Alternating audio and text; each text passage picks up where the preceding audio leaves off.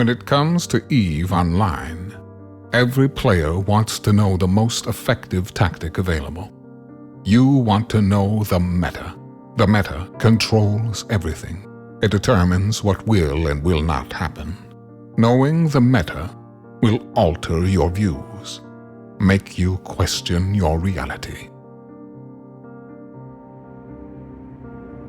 It might even make you laugh. And now, you're part of it. You're watching The Meta Show.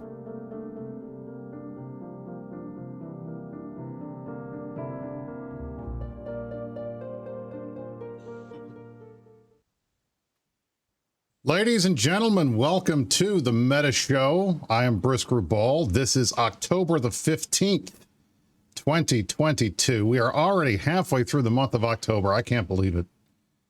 I am joined alongside two of my dearest colleagues in the world. One, Mr. Kazanier, the other, Mr. Angry Mustache, who is sans mustache today. It's sad. It's really sad. These two gentlemen are here because we're going to talk about EVE Online for a while.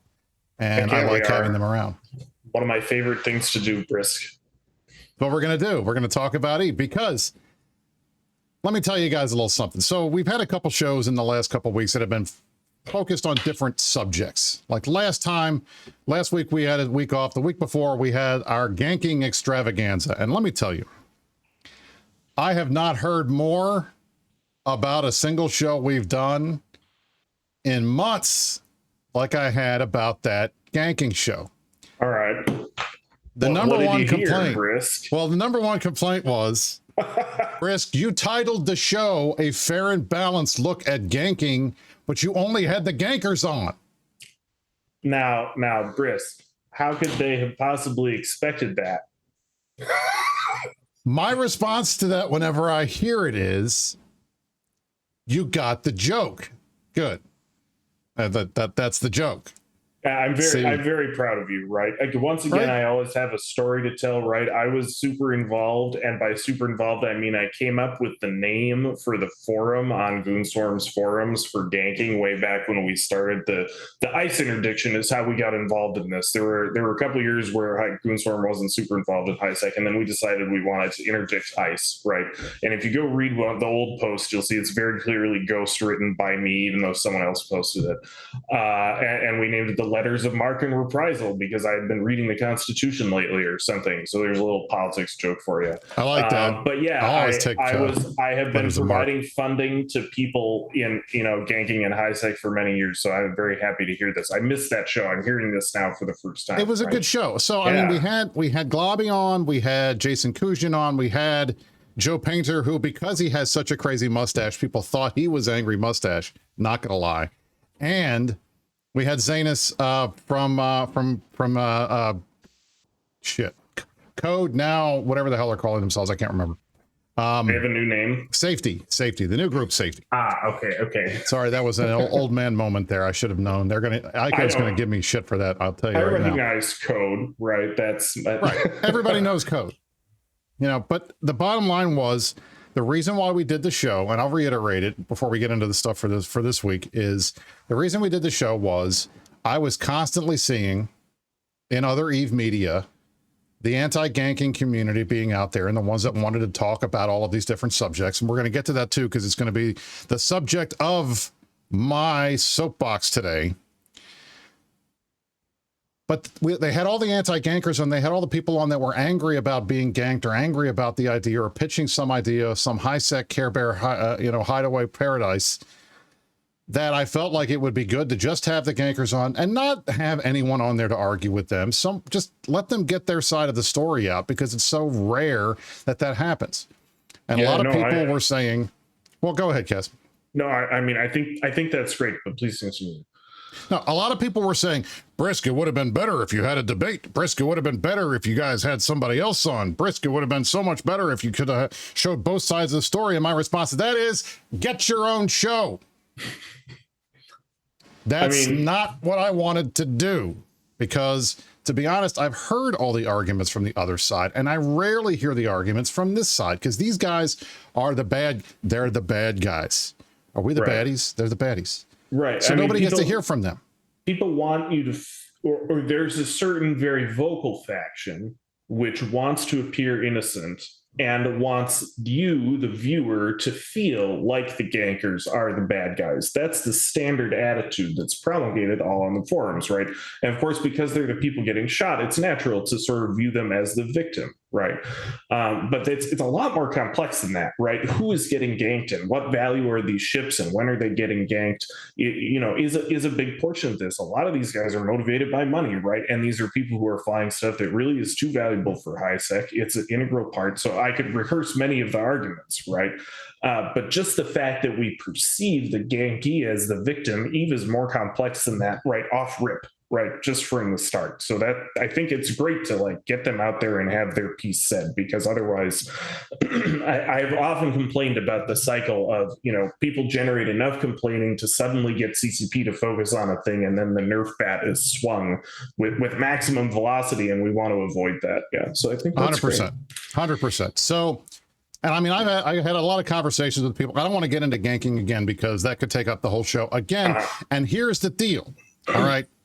I have Kaz, I have Angry on here. What do you think I want to talk about with them? I want to talk about with them the state of the game. And I want to talk about with them the state of the game for a number of reasons. Number one, because Angry is one of the smartest guys I know, and he knows all the financial stuff, and he's got all the economic stuff in the back pocket. We have an MER for September we're going to take a look at. And Kaz is also a crazy finance guy, but he's also alongside Angry and I on the CSM, and he's been working very hard behind the scenes trying to get a lot of this stuff fixed. And we have a ton of news that we have not been able to cover on the show for a variety of reasons, not the least of which has been that I have been enjoying myself quite a bit, touching grass more frequently than we typically do on the show. And for that, I apologize. But we're here now, and we're going to provide you with a lot of information on stuff that has happened in EVE Online, the game, less about the meta in nullsec, but more about the game itself over the last 2 or 3 weeks, because we haven't had a chance to talk about this stuff. So I want to get that. We've got a lot of changes, a lot of patch notes. We have parts of the expansion coming online. We've got this weekend is the 2-year anniversary of Pochven being opening. You can see where we are sitting right now in Pochven. Oh my God, it has been a pain in the ass trying to get this background shot in Pochven. Let me just tell you. Here we go. I go out earlier today. I throw a cloak on my Damavic. I go out, nobody's around. I get everything lined up where I want it to be. I set my ping, and I didn't dock the ship up. I just logged out. Bad mistake number one, Brisk, because the people in Pochven right now, because they are getting 90% loot drops, they are bloodthirsty as hell. They scanned my ass down while I was offline in my 15 minutes and killed me, and I ended up back in Thera.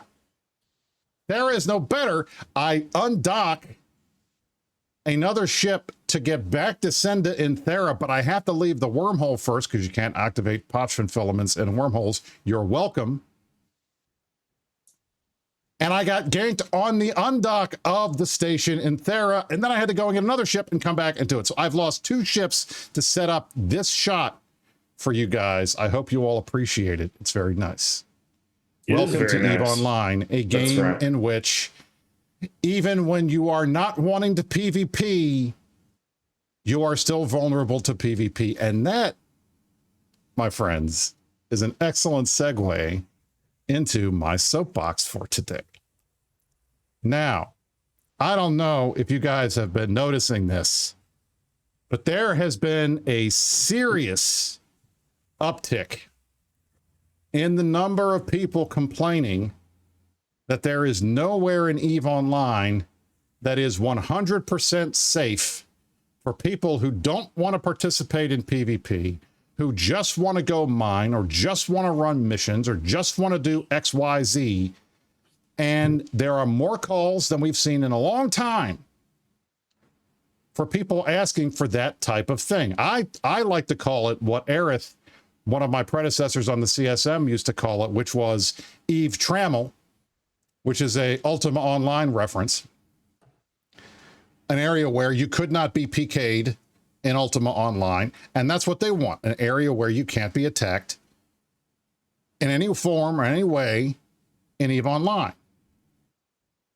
And I've talked about it with a number of people. I get thrown things like, well, look at that other game you guys are playing now, Brisk. You guys are playing Albion online. That's a lot like Eve. It's a single shard server. If you lose all your, if you go into certain areas in your PvPing, you lose all your stuff.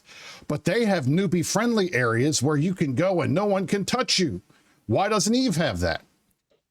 And this is what I say to all of the people who are demanding and asking for ISEC safe zones where anyone can live and no one gets hurt and everybody plays and has fun time together and there's no PvP. That is not Eve Online. It's Albion, sure. It's every other MMO on the planet, but it's not Eve. And there are a lot of things that I think have gone wrong in this game, a lot of things that the CCP developers have made mistakes in doing. But the one thing that they did not get wrong, the one thing that they have built this entire universe and community and game around is the concept that in this dystopian universe, this dystopian galaxy of New Eden, you are never safe. Period. You're never safe. If you undock, someone can kill you. Even if you're docked up, maybe you're safe, but who knows? Maybe there's someone behind you scamming to get into your corporation. Maybe there's someone just a minute away from trying to trick you into doubling your risk. There's always risk. There's always danger. This is not a safe place. It's not a happy Farmville. This is not Roblox with your 6-year-old. This is a game that is based around the concept of a harsh dystopian world where anybody can kill you at any time for any reason because they want to or they feel like it. All I was trying to do today was set up some background shots for a stream, and I got killed twice. And both times it was my fault. Am I upset about it? No. Do I think they should put a ship in the game that streamers can use that's impossible to kill? No. I just ate my losses and kept doing what I was doing. And that's what I think a lot of people need to recognize. And there are folks out there right now that are going to say, Briss, the world is different. The games are different. People have different expectations. This isn't like 2003 anymore. And that's true. But I don't think that there's anything that's so wrong with this game that it requires altering the fundamentals of the game in a way that would make it look completely different and turn the whole purpose of the game on its ear. They did that in Star Wars Galaxies, and the game shut down 5 years later. I'm telling you this now, if they somehow find a way to make some area completely safe in this game, and I don't care whether it's for new players or for old players or for your average 83-year-old who wants to go and mine or some 10-year-old who wants to try Eve, that is the death knell. That's when you know that the game is not going to last because they are undermining the fundamental DNA of what this game is about. I don't like to say things like, if you don't like this, go play something else. But when you come into a PvP game, when you come into a game like Eve that's built around this concept, and you say, man, I would play this game, I would totally play this game if you just change that concept. That's like saying to Rockstar, man, Red Dead Redemption 2 would be a great game. I wish you'd just take it out of Western and put it into space. Or Mass Effect would be a great game if it was set in New York City in 1963. That's not what those games are.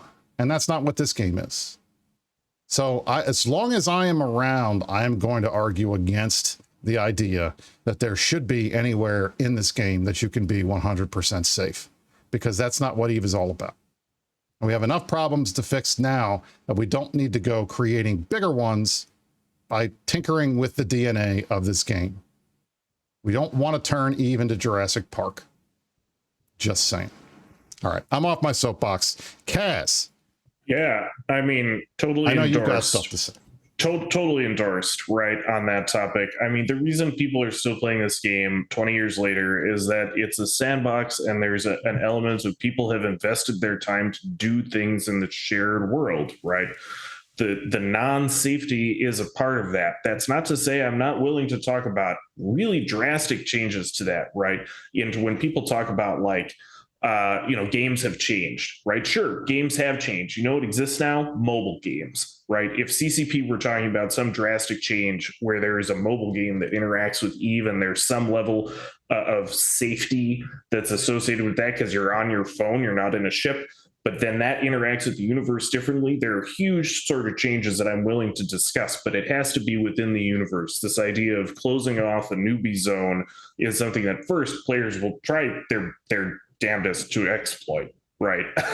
Of course they will. I mean, that's the number one thing that'll happen, right? Yeah, that is primarily what we tell CCP whenever, if they were to ever ask about that, that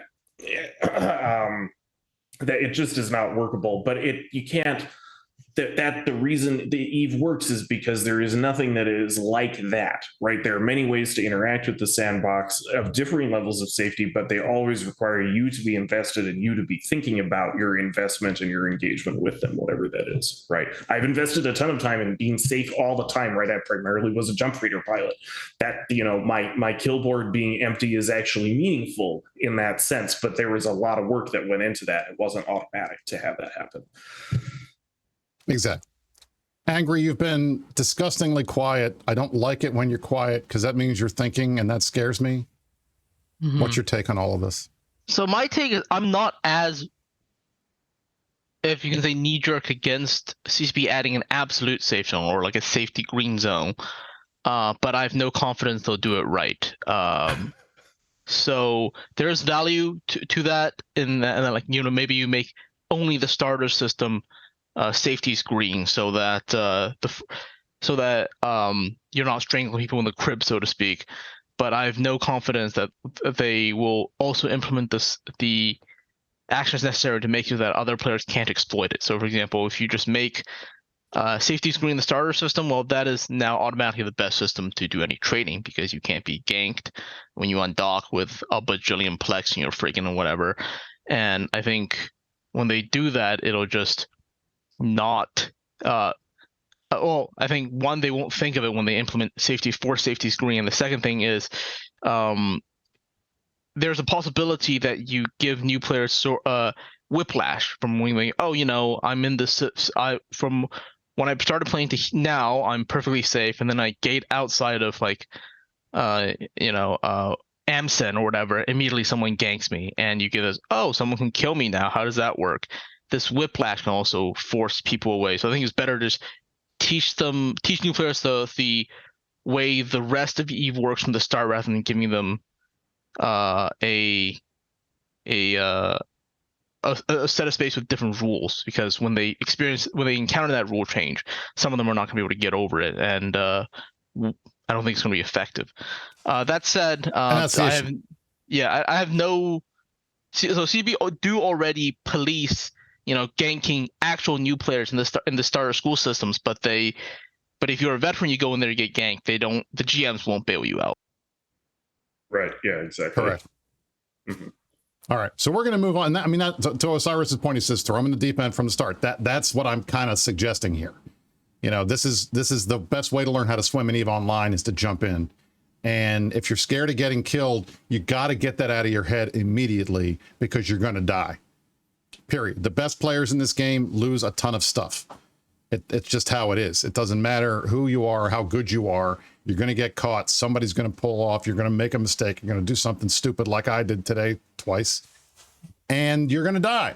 And once you get over that barrier that it's not that big a deal and you're okay with it, that's going to help you stick around with this game longer and not, turn into one of these guys where the minute you lose something big, you rage quit because you think you can never get back. But the reality is, in this game, knocking down structures, knocking down empires, building up new ones. It's in the Wrecking Machine song, for every city you burn, I'm going to build one higher. That's just the nature of EVE. That's what's good about the game. So we want people to start getting into it early, and that's something that they have to learn. And I don't think coddling them is going to be the way to do it. But hey, you know what? Your mileage may vary. Not everybody agrees with me. And look, as many people have said to me over the last couple of weeks, they're looking forward to me not being on the CSM anymore. So the old man can't scream at clouds and tell people not to do stuff. Maybe we'll see. I don't know. Hopefully these guys will stick around and fight for me. That would be great. But moving on. Next up, So I want to go through, starting on September 27th and working forward to today. There were a number of things that have happened in the game that I think are worthy of us highlighting, and I want to just bring them out to talk to you people about them because they're interesting. And the first thing is what I think everybody has termed and called Plexageddon. And that started on September 27th. What was that? This was the first time in the history of EVE Online that CCP did a sale, not on subscriptions, not on Plex, but a sale on the amount of Plex that it takes to get a month of game time. They did a 40% off sale. They'd never done this before. And as you can guess, was this the first time or just the biggest? I could have sworn that I had seen this. I'm pretty sure they haven't done it before.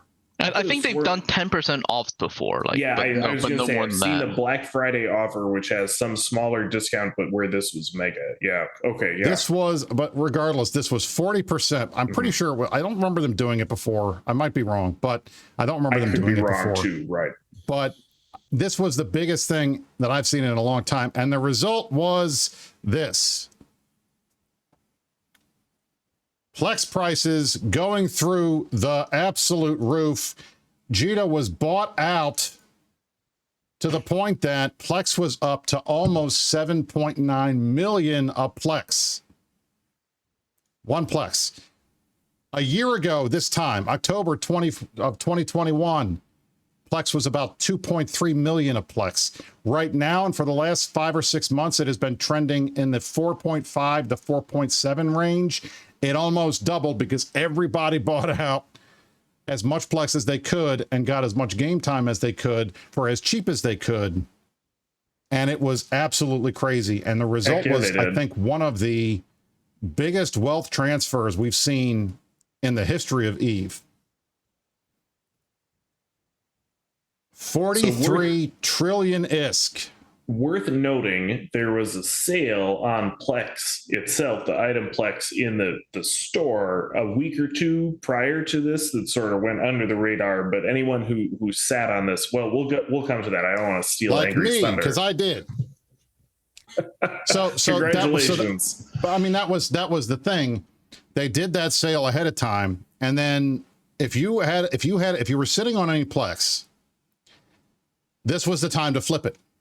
Because you could sell it and then rake in a ton of money and then just wait for the prices to drop as people started buying Plex off the market to sell, and people started flooding the market with more Plex that they had to get those prices.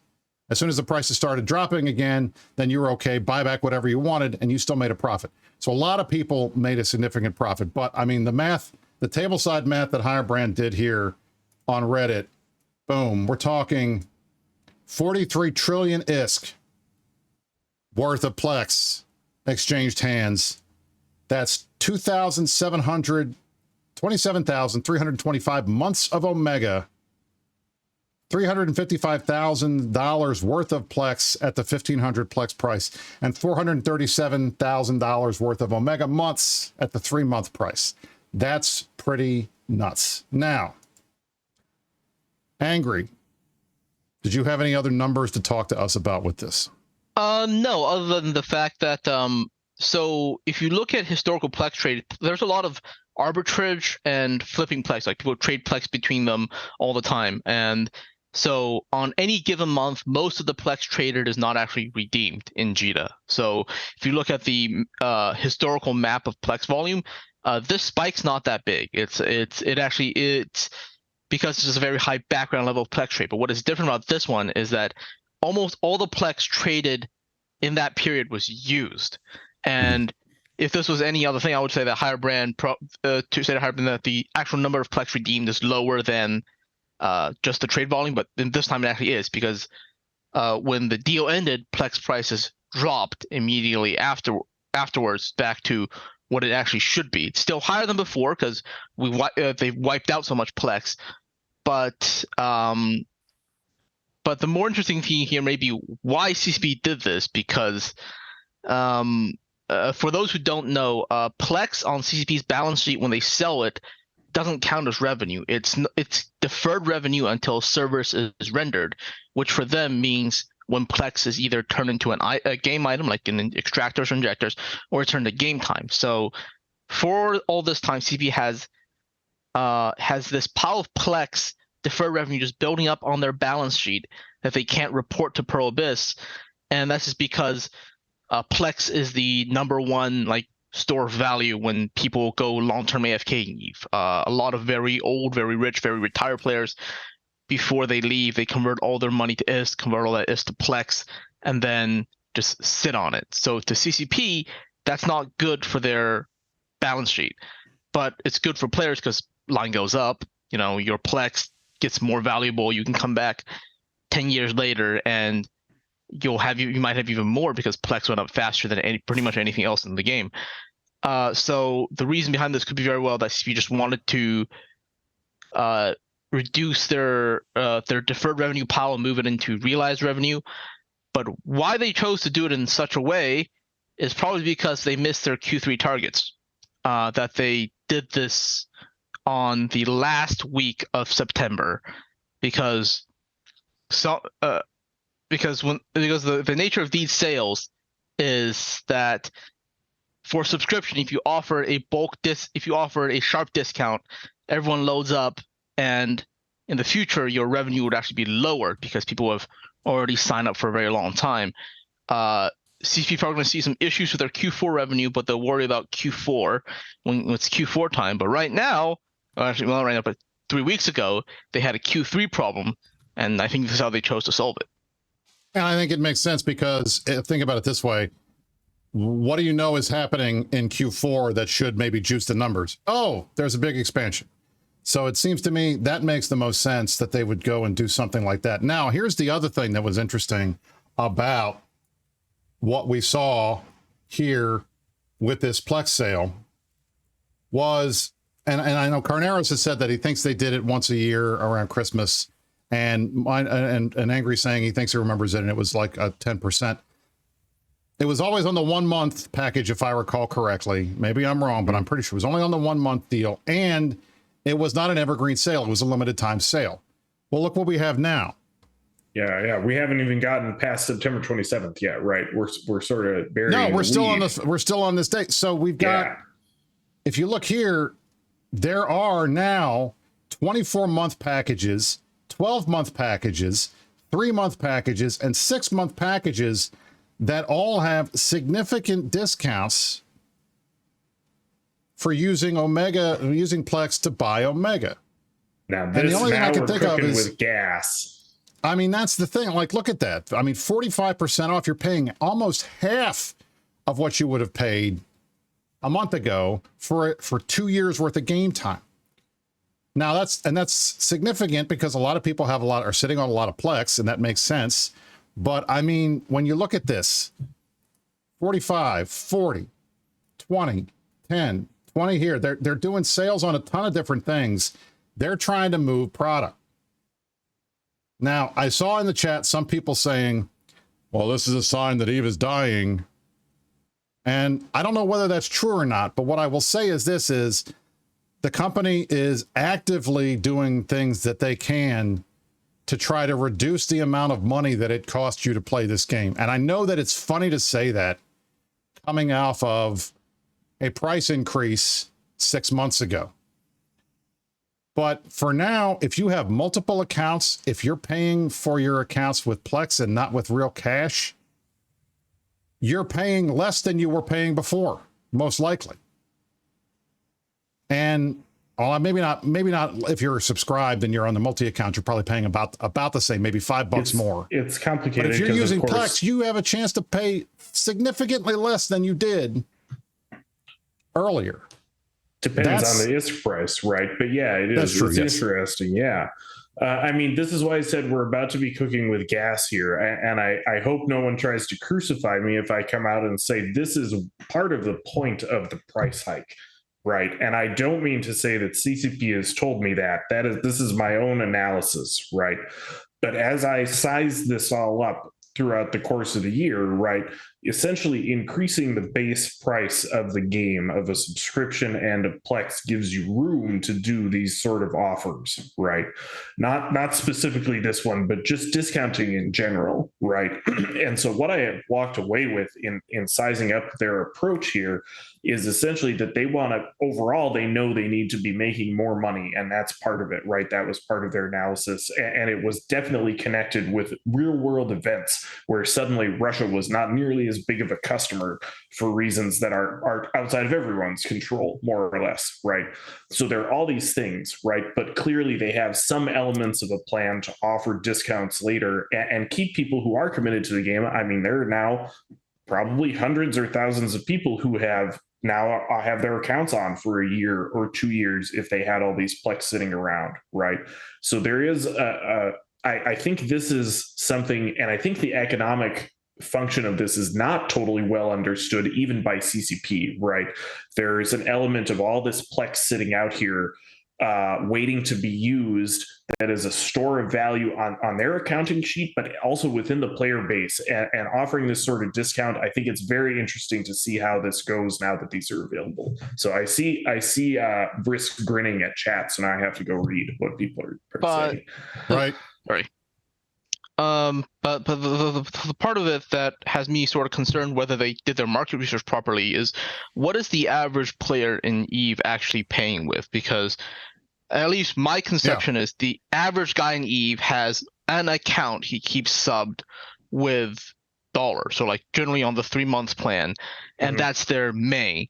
And then they may have one more that they keep subbed with money, and then they have another 1 or 2 accounts they keep sub with Plex based on the thing. That is my perception of like the average EVE player. Now, what they've done with Plex price is actually, and subs, is actually really bad for that guy.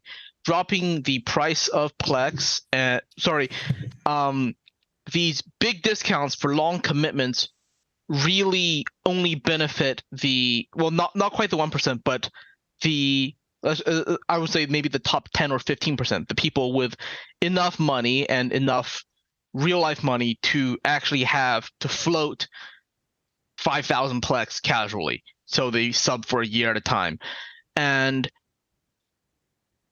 the thing about, and so it's, so if you are one of those people, you probably paid quite a bit, you probably got a great deal out of it, but you are Mr. Average, you kind of got reamed by CCP. And the other thing is, I'm not sure if CCP, so there's this really famous study in NBA, like everyone learns about it, how like in 2000 something, JCPenney moved their pricing method so that they would always so all their stuff would be at the same price always. They just wouldn't have sales anymore.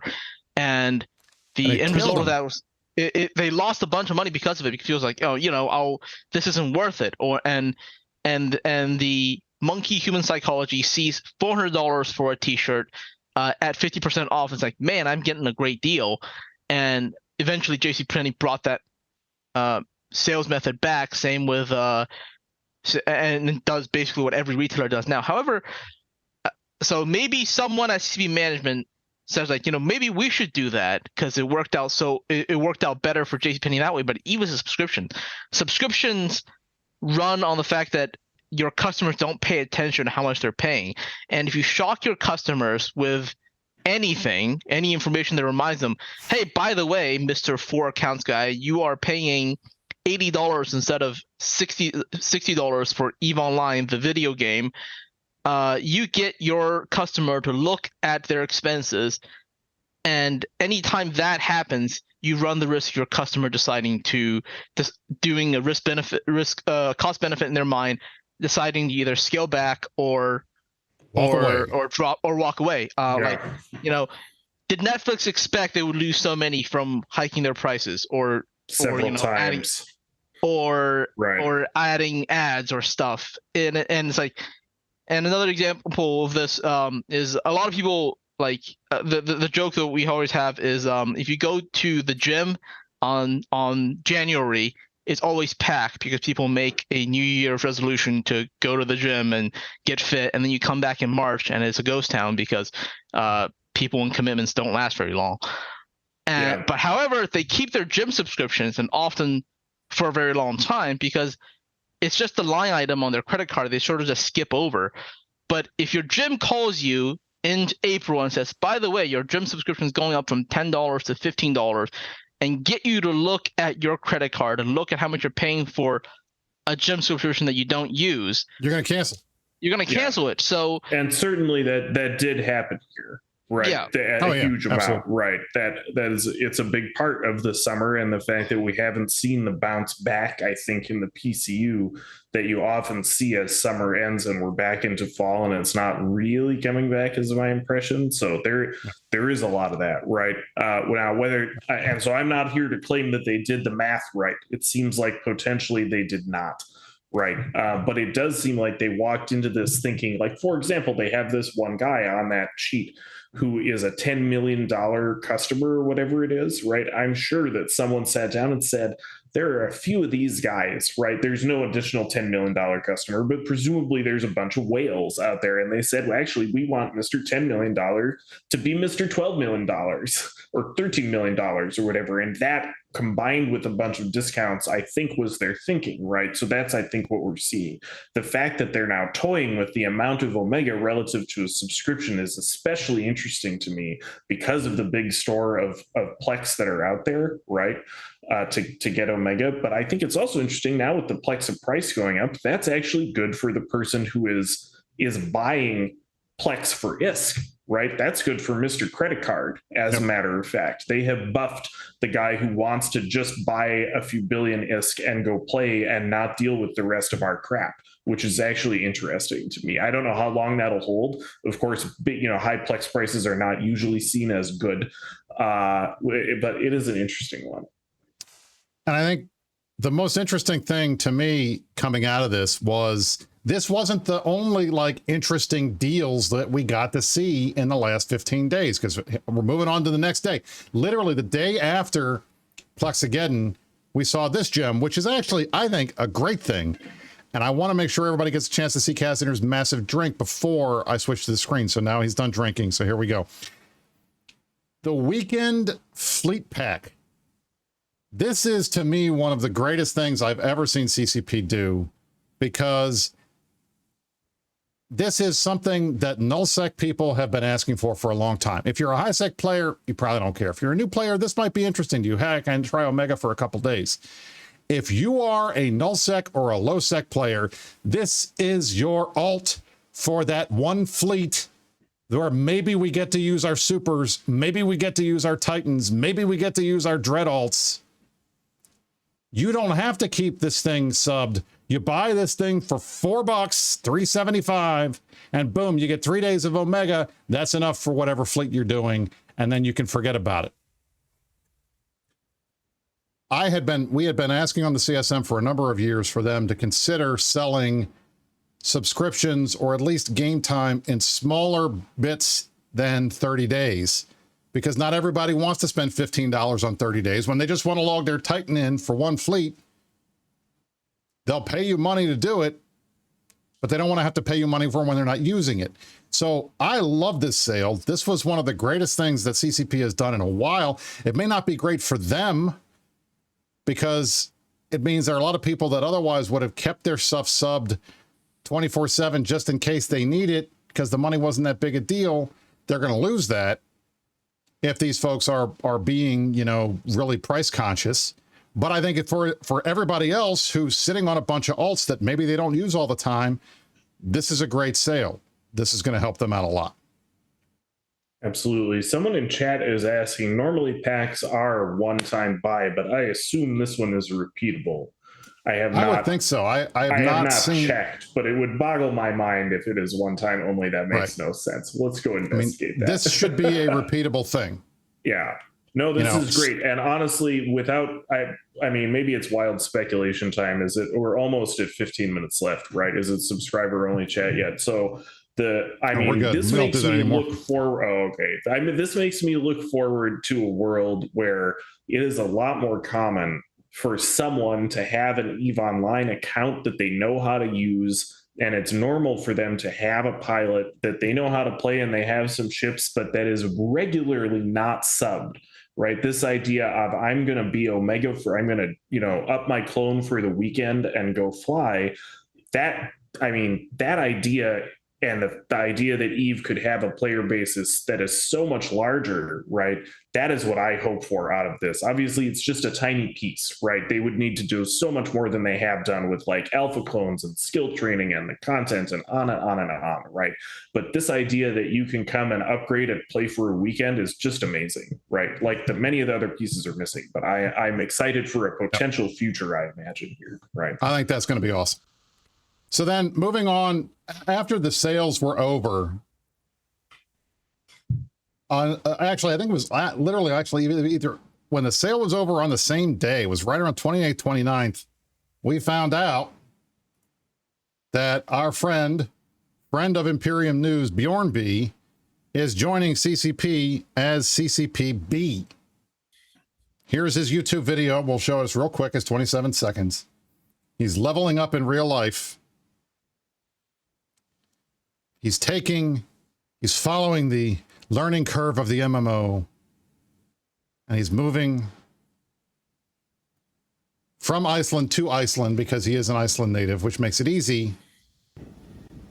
There you go. Bjorn B. There you go. He is now CCPB. I want to highlight this because I think if you've been paying attention, and I hope you have,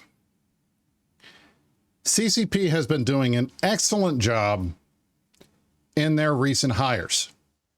Okay.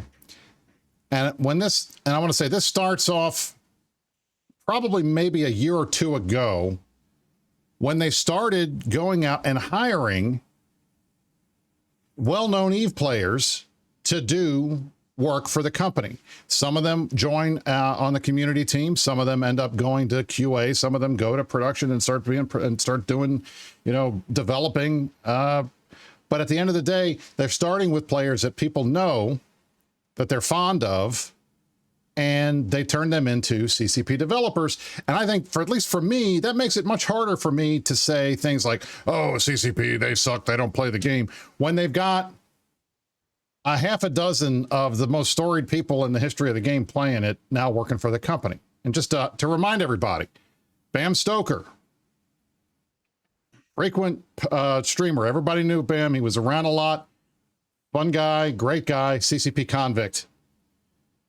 Catalia Mist of Brave Newbies becomes our last great hope, CCP Aurora.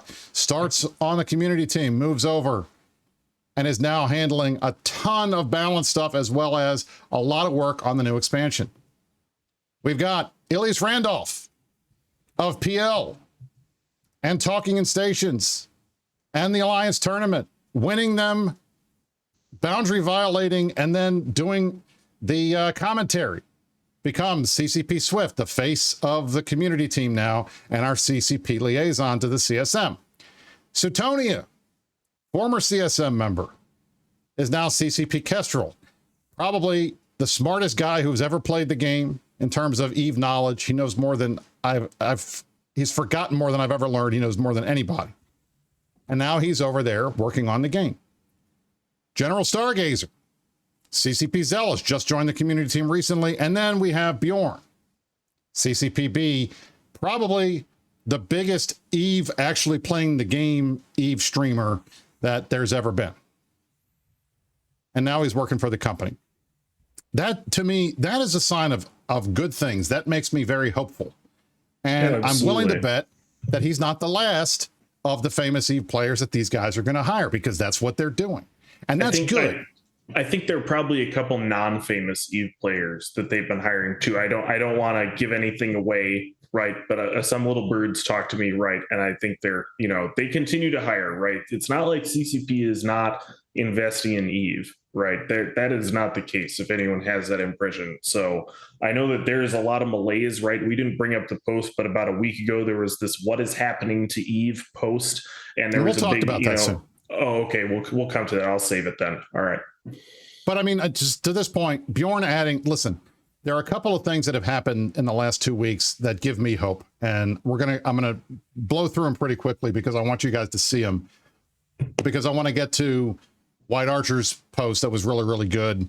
And then I want to talk about Dark Shines as well, because we've had a couple of good posts from people about issues that are happening in the game. But I want to give people a little hope, because I've heard a number of people criticize this show in particular, Rampage Incorporated, the other show that I'm on, and a number of the Eve streams for being very negative, for preaching doom and gloom. Oh, the game is dying. Oh, the game sucks. Oh, CCP's awful and they're horrible and everything like that.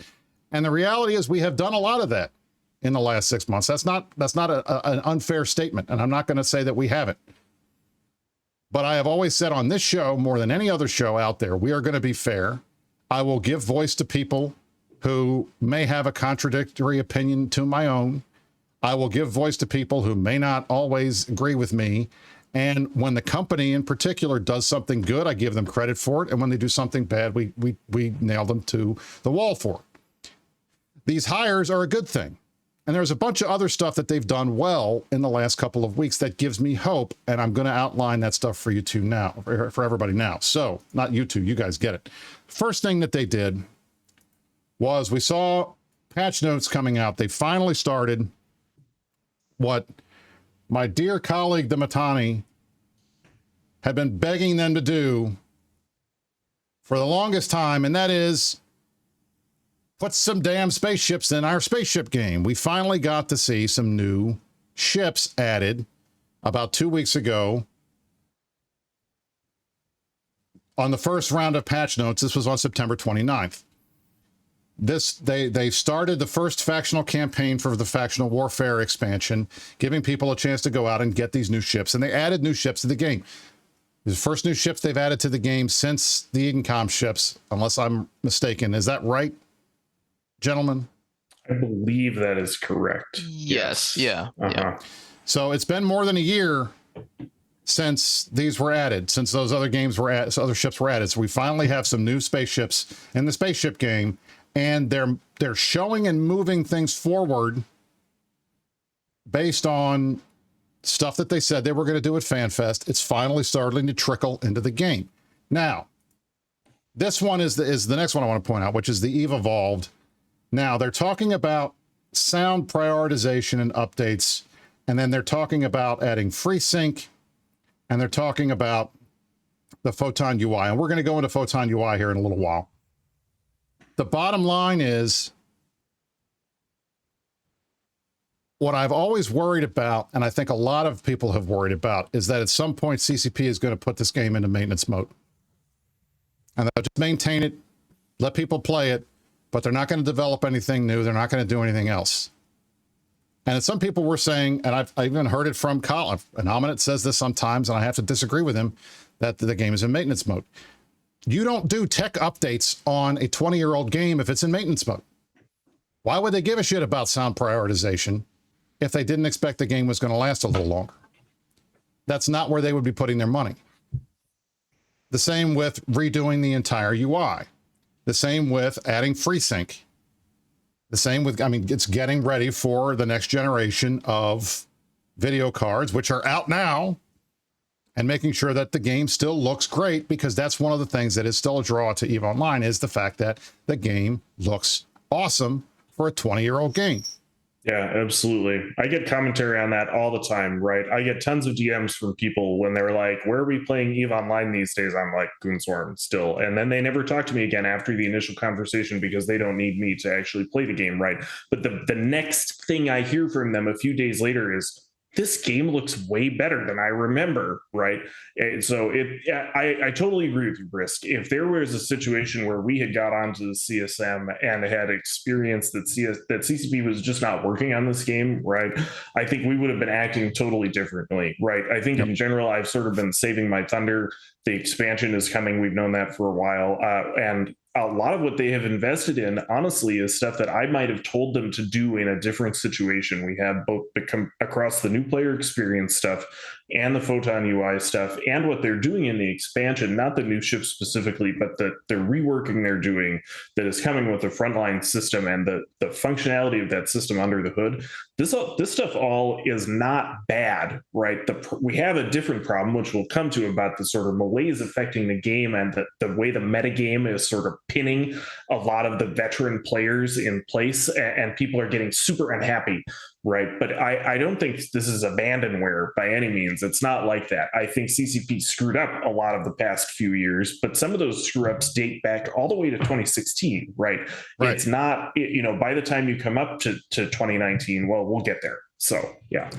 And the same thing, some of the folks in the chat are being, typically cynical, and that's fair because you have every right to be. You deserve to be. Absolutely. Ragnar says, well, this would be great if you want to use it as a testing platform for other games you're working on instead of the one. This is the problem, though.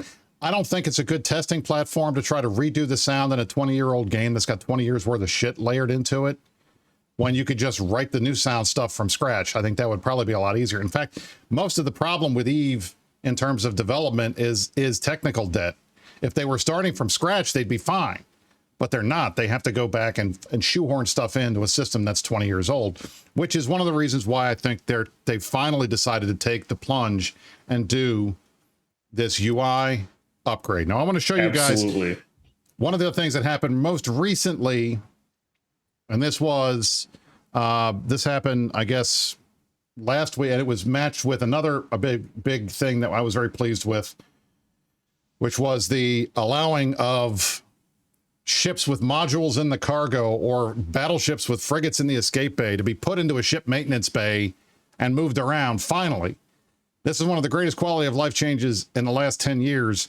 I think it's better than the red dot, to be bluntly honest, because anytime you move your stuff in Null, anytime you move your stuff anywhere, if you're moving with a bowhead in HiSec, if you're moving with a freighter, or if you're moving in any kind of ship that has other ships in it, and those ships, have a loadout or a fitting, or say Asher Elias decides he's going to create a doctrine that has 15 different refit packs that you have to keep in the ship at all times to get SRP for it, being able to take that ship and just dump it into the ship maintenance bay of your carrier or your dread or whatever your suitcase ship is and move it around, that's a huge quality of life benefit, and they just fixed that. And at the same day that they did that, they enabled Photon UI, which is their new, completely from the ground up, but not really, UI change that's designed to unify all of the different looks of Eve into one different thing. And many people have asked, Brice, why are they doing this? What is the point of this? And my understanding from having heard the Photon folks talk publicly about what they're doing is Eve is one of these games that has had so many different things added to it over the years. And it's super easy, like I said, in terms of technical debt, just to create a new user interface, create a new way for something to look. And it doesn't matter if it fits what everything else looks like. We'll just, hey, you know what?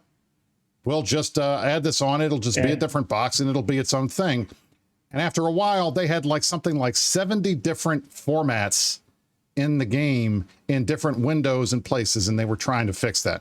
Right. And many of the boxes even looked similar, right? Or even looked the same, right? It's not like Eve had a totally janky set of user interface, but often they didn't work the same under the hood because someone built them and they were isolated to their piece of the software, right? And so they just have a mountain of 20 years of technical debt. And that is a big part of what Photon is about, is bringing that all into one thing, right? So looking at your screen right now, for those of you who are watching, Angry and Kaz, you're not gonna be able to see this unless you got the stream up, but I'm showing these guys left and right. On the left is the new Photon UI. On the right is the old UI. And I want to highlight just some of the differences. You can see, for example, the undock button over here is different. I think that needs to get changed because this undock is much better than that one. And I know that's something that we've raised up with them. If you look over here at the hamburger menu, what we used to call the hamburger menu, let me see if I can pull one up so that you can see it. So you've got over here, you've got different index options and stuff like that. And you can look in here. That all has moved away from this whole, the old philosophy of what this looked like. And now you've got 3 dots like you've got over here. And I'll show you the 3 dots over here. Just look up. Let me grab my little pointy thing here. Right there. There's little 3 dots under that dot. That's where the 3 dots go. You've got over here, and this is something that I noticed, Zeldin, former CSM, was talking to me about this. The colors are a little bit lighter in the Photon UI, and I think that makes it a little harder for some folks who who have issues with color blindness to be able to tell the difference. You can see over here they're a little brighter in terms of where you're going on the route guidance. Then over here you can see that this is another thing. All of the icons are slightly different. There's no more red dot. You can see there's a red dot here.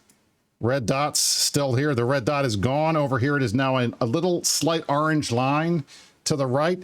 I'm not leading a crusade against the orange line because the orange line is fine. So chat is full of complaining, and I wanted to comment. So right now, Photon right now is at the point where they want a lot more feedback, and it's right about at feature parity with the old UI, right? So what, in expectations terms, you should not be expecting this thing to be like leaps and bounds better than the current UI. That's not what they are expecting either, right? They want a lot of feedback, right? So all of this commentary, I'm about to go copy and paste the chat, right? We spend a couple hours a week talking through various Photon issues with CCP. They've been very responsive. They want a lot of this feedback. So stuff where, like, for example, people are talking about compact mode in chat, which does fix some of these issues. But there are other issues where if you go turn on compact mode, what's going to happen is it's going to size part of the UI in the box up and part of the UI in the box down and leave a big old blank space in the middle, right? Because, well, it's just not quite there yet. But they are actively taking this feedback. So feel free to file bug reports, hit up your CSM member. They're really interested in making this thing great. So, and segues directly to another thing in the chat about people were talking about custom color palettes. I think they don't even have parity on the racial palettes right now, right? But in terms of doing more with the UI, right, and being able to modify the UI more and have elements that are more customizable, this is just the sort of starting point of that, right? Which is why I said these are fundamentals that I appreciate them building into the game. This is all good stuff, actually. So keep the complaints coming is my, top line. Absolutely, because they are listening to that, which is amazing and nice, and we appreciate it, and that's the kind of thing we want folks to see. So I don't know. I've heard a lot of complaints about the Photon UI. I've also heard a lot of people pleased with it. And I'll be honest, I switched over to it a while ago. It is still buggy. There are still bugs in it, but I like it better. I think it's cleaner and it looks nicer to me. And I appreciate the new fonts and all the other types of stuff. So I'm a convert and I'm happy that this is in here. But I will say this, for those of you who are concerned, oh, Brisk is a convert, he's going to say it's okay, then they're going to throw it in the game. I'm always going to ask them for an opt-out button for everything that they do like this. And I'm pleased that they gave us one. Now they're opting everybody in who's new to try to get more people to use it. They've had a very high conversion rate, as far as I understand it. A lot more people are testing it out than they were expecting, but they want more, and they want new players to get used to the new UI. So they swapped that over. And that's a good thing. All right. That was that. Those are the two big things that came out this week. And I think that's kind of one of the things I just wanted to highlight. Again, in a game where we're concerned about a lot of stuff being broken, they are still doing things like quality of life fixes. Now, is this going to fix everything that's wrong in the game? No. Do they still need to do that? Yes. But the good thing is, at the very least, they are listening to players, and we are getting some quality of life fixes that we otherwise wouldn't get. Because if we weren't complaining still and asking for things, and they weren't actually giving us anything, there you go. So I'm pleased that we finally got some of this stuff that we wanted to get done. Now, we're kind of at the end of the show. We didn't get to Shines' letter, we didn't get to Wyatt Archer's comments, and we didn't get to the MER. So I'm thinking you guys might be screwed. I might need you again next week. It's so Vegas we can finish next week. Oh, it's Vegas next. Oh, that's right. You guys are in Vegas. I'll do the show from Vegas. Well, I'm not going to be in Vegas. I'll do the show from Vegas. Are you going to be in Vegas? Yeah. But I'm. You guys are in Vegas. All right. Well, we can't Saturday. do it next week. All right. Here's what we'll do. We'll plan on getting to the MER and to the other stuff a little bit later because we didn't get a chance to get to it today. But in any event, there was a great post. There were a number of very good posts. 29th. Okay, yes. Things are about to start happening pretty quickly here, Brisk. Yeah. Well, that's good. That's what I want to hear. Then that's a great thing. We like things happening. All right, we'll schedule an actual couple episodes of Kazner Explains It All. Maybe I will run through some of this stuff myself next week. I don't know. We got to figure out if we'd even do a show next week because most of you guys are going to be in Vegas. But remember, and I wanted to end the show to talking about this week. Vegas. Thursday, usually people start coming in Wednesday, Thursday, end up staying through Saturday, Sunday. It'll be a great time. This may or may not be the last time we do it. Hyper Viper, our dear friend who has been handling the unofficial EVE events in CCP, has not sponsored or has not done Vegas itself since 2018. He's been handling all of the stuff on his own. He's moving and not going to be in Las Vegas anymore to handle all this stuff for us. So potentially next year, we might do a different event somewhere else. We've been talking about Florida, in particular, somewhere that everybody likes to go that's easy to get to. We've been talking about other cities potentially that folks might want to go to and try to do an EVE event that we otherwise wouldn't do. But we're trying to make it sure that it's a place that's relatively easy for folks in America to get to, since that's the point of Vegas. Vegas is the easiest town in the country. Everybody has flights to Vegas. And that's kind of why they did that. So if you're going to be joining everybody at Vegas, I salute you. Unfortunately, I will be missing. This will be the first time I've missed in 5 years. So I'm sorry that I'm not going to be there to hang out with you guys. But I will be here for the Meta Show this weekend, assuming I can find enough content and somebody to want to watch it, since you guys are all going to be hanging out in Vegas, I assume. So as we wrap up the show, Kaz, anything you'd like to say? Yeah, I mean, I guess I'll take the metagame topic just a little bit right. Like you said, we are not displeased with everything we see from CCP. I am, to a certain extent, hopeful. That's not meaning I want to sit here and say, yes, they have a plan to fix everything. It's not like that either, right? There's a lot to do here, and I think both that they have some of the stuff that has happened in the past few years indicates that they have screwed up, and also some of the stuff that happened before that was screwed up, and that is going to take actually a kind of a long time to unwind. But like I said, things are about to start happening more quickly than we are used to, I think, over the past couple of years. And I think that's good. I have at least some amount of hope, even though it's not like I'm expecting this expansion to turn around and fix everything that I think is wrong with the game. It's not like that either. So we'll talk about that more in the next couple of weeks, I guess. Angry, any final parting shots for the crowd? So I would say that generally I'm one of the more negative people on this on that appear on that talk about CCP and stuff, but I would say I think there's more there's significantly more positive stuff coming in the pipe than negative stuff. I can't say any more, but also that I've also learned that CCP moves, not only does it move in mysterious ways, it also moves quite slowly. So this change in direction starts from a decision that was probably given a long time ago, and we wouldn't see the full results of the pivot until a long time into the future. But if they keep up what they're doing, the game will certainly be better than what it was, and hopefully it'll be enough to keep it to reverse the trend of player numbers, which I think is the most important thing. Yep.